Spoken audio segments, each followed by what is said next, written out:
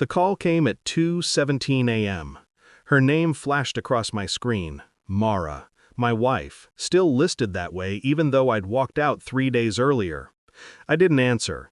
I just watched the phone vibrate on the table like something trying to crawl its way back into my life. It stopped. Then a message followed.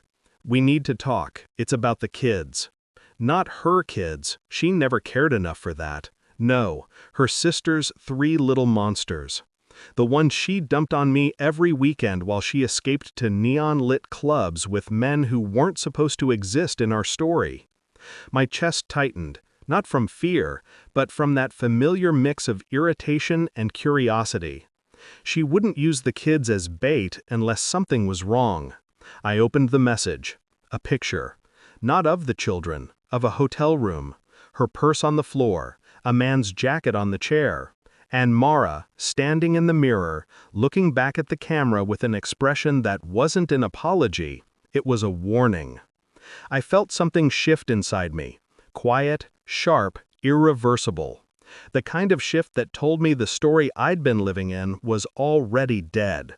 I should have expected it. The night she came home smelling of cologne that wasn't mine. The sudden girls' weekends that stretched into weekdays. The way she started locking her phone, holding it face down like it contained radioactive truth.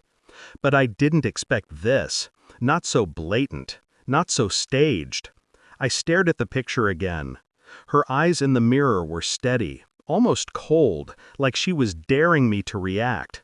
As if she thought I'd crawl back, apologize, beg for the life she'd already abandoned. I remembered the last real conversation we had. "Step up or get out," she'd said, arms crossed, chin lifted in that way she used to weaponize her beauty.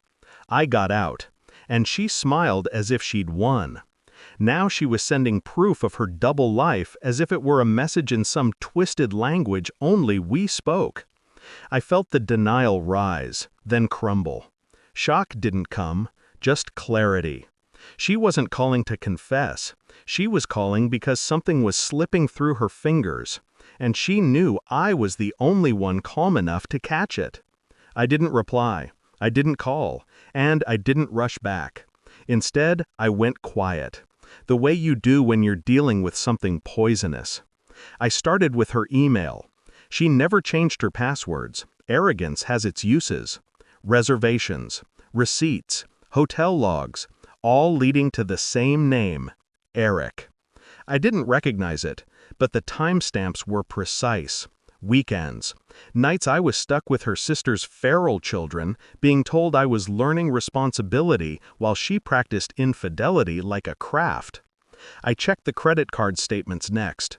Luxury dinners, designer gifts, charges she could never explain, yet never feared I'd question, because she believed in her own invincibility. I moved slowly, methodically, collected evidence, built a quiet case. DNA tests too, though not for me. For the kids she forced on me every weekend. Something had been wrong about them, about how desperately she pushed them into my life. I swabbed a cup one of them had used, sent it in. I kept a calm face the entire time, even as something inside me burned with a cold, steady flame. Meanwhile, she kept sending messages. "Answer me. We need to talk. Please." Her desperation didn't fit the woman I knew. That made it interesting. The results arrived on a gray morning that matched the mood inside my chest. Not mine, not her sister's ex-husband's either. All 3 children shared DNA with the same unknown male. And that name appeared again. Eric. Not her lover, her sister's.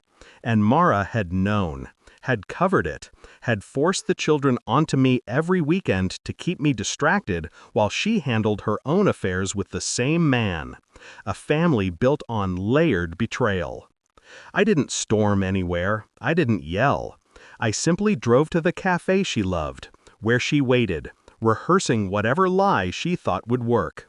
She looked up, smiled, then saw the envelope in my hand. Her face cracked. "What's that?" she whispered. I slid the papers across the table. No words, just truth. She flipped through them, each page draining color from her face. Her breathing hitched.